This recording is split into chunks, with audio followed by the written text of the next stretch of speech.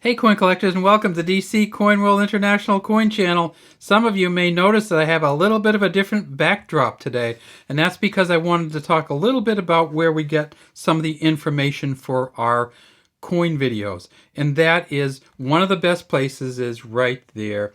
This is the 2020. We don't have the 2021 yet, but this is the 18th edition of the United States or the US Coin Digest, the complete guide to current market values. We see that it has some coins on the front.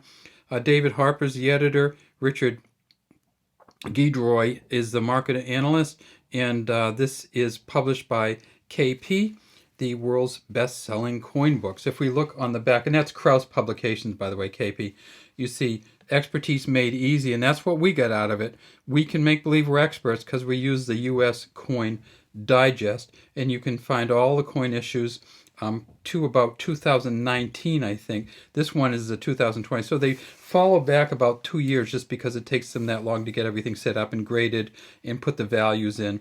And then you look at the Coin Digest. You see this one costs about $20. And that's about what you'll have to pay for it, sometimes with shipping included, and sometimes you can get the shipping and get it to you for $20. But what we wanted to focus on today was these two coins right here, and that is the 1972 versions of the U.S. quarter. So in 1972, they made about 500 million quarters at the Philadelphia Mint, and you can tell it's a Philadelphia Mint from 1972 because guess what? They weren't putting the mint marks on the coins for Philadelphia, on the quarters for Philadelphia in 1972. So we just go here and we see there's nothing behind it. It's a Philly. There's a D behind it, like this one here. That's a Denver. It says Liberty at the top. In God we trust under Washington's chin, 1972 below him. If we tip it up, we know we're going to see some copper because in 1965 they went to a copper nickel clad copper. So the inside of this is copper, the outside is copper nickel, and then on the back we know we're going to get to see. And you see how I flipped them over? These, the back is in reverse to the front. So if you flip it over from the side, we get an upside down coin. Well, it's supposed to anyway. There we go. But if we take it and flip it from the top down like this, we can flip it so it's right side up on both coins. And that's how these go. So the reverse image is upside down from the image on the other side. All right. So what do we got here? Well, we have the, of course, the eagle.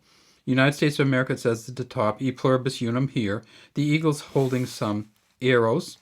And this actually is not a bad version, this one. It's worn, but you can see most everything. There's a ribbon that crosses right under the eagle's feet or talons holding down the arrow. See that cross ribbon there? You see the arrow end, the feather end. Down here we see an olive wreath kind of that goes across here. Some olive branches entwined. And then way down here we see it says $quarter. Little tiny bit of doubling maybe there on this one, but I don't know enough about doubling to kind of know any values from it. If you want to know about doubling, look at some of the YouTube videos online where they talk about how these letters in numbers sometimes get doubled.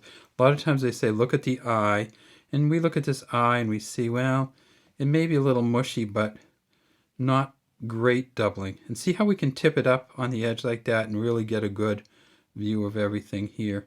One of the things we know that this isn't in great quality because when we tip it up, we should be able to see the body feathers and even the leg feathers of the eagle, and they are all kind of smushed in. We should be able to see a really sharp beak and a really sharp eye with a little bit of something coming off the back of the eagle's head, and we don't see that on this one, so we know it's not in great condition. In fact, this one's so worn that it actually looks like it went off the rim. And that's not because it's offset or anything. It's because the rim wore down so much that it looks like that. Now, why would it wear down like that? Well, these are 50 years old. So this is the 50th anniversary, of course, of the 1972 United States quarter. And these, you can get them in your pocket change every day. What are they worth? They're worth 25 cents. If you got this in incredibly good, almost uncirculated condition, it would be worth about $1. If you got it in uncirculated condition, it'd be worth about between $1 and $2. These are not hugely valuable coins. What about the S version, you say? What about the San Francisco Mint version? If you get this in the San Francisco Mint version, it's going to be worth probably $2 to $3, depending on the quality. It can go really high, though. So some of these quarters, if you get these in incredibly good condition, you could be talking about $600 to $700. But they would have to have everything on them, kind of a cameo version of this with the D or the no letter on it. The S coins are not going to be worth as much. And so then you say, what about the silver proof set versions? Those didn't come out until in 1999 or 2000. So there was no silver coins made in the year, no silver quarters made in the year 1972. And I guess there was really no silver coins made at all because Eisenhower had ended its silver by then. The Kennedy halves had ended their silver by then. The Franklin Roosevelt dimes stopped in 1964, and the quarters also stopped in 1964. So no silver coins minted in 1972. Well, that's pretty much all we have. I should tell you that there's 119 of these reeds that are going around the edge of this. This is a reeded edge coin. That's pretty much all we have, though, from the DC Coinwell International Coin Channel. We'd love to have you subscribe to our channel and leave any comments you might have in the comment section.